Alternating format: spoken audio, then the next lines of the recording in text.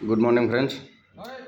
এই যে বান্দৰকেইটা দেখিছা, এইকেইটা ৰাতিপুৱা আহি ৰুমৰ দৰ্জাৰ ওচৰত এনেকৈ খেলি আছে।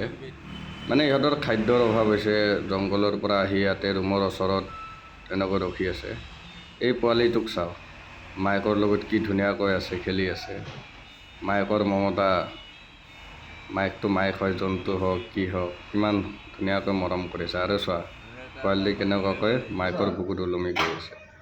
সেইকাৰণে এতিয়া আৰু মই অলপমান ৰুটি দুখন আনি চবকেইটাক অলপ অলপকৈ ৰুটি দুখনত খাব দিলোঁ বান্দৰকেইটাক।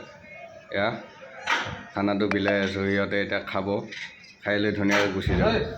আৰু যে ৰাতিপুৱা আহি ইয়াতে ৰুমৰ ওচৰত এনেকৈ থাকে, সিহঁতে ইয়াতে থকাৰ কাৰণটো হৈছে সিহঁতে ইয়াতে আহিলে অলপ খাব পায়। বাহিৰতে এতিয়া খাদ্য নোপোৱা হৈ গৈছে, সেইটো কাৰণে আহি ৰুমৰ ওচৰতে এনেকৈ খোৱাৰ কাৰণে অলপ লাগি থাকে। আৰু তাৰপিছত খানাখিনি দিলে ধুনীয়াকৈ খায়, খোৱাৰ পিছত আৰু ধুনীয়াকৈ গুচি যায়।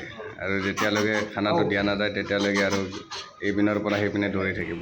এতিয়া খোৱা হৈছে, খোৱা হোৱাৰ পিছত গোটেইকেইটাই ধুনীয়াকৈ যাব ওলাইছে।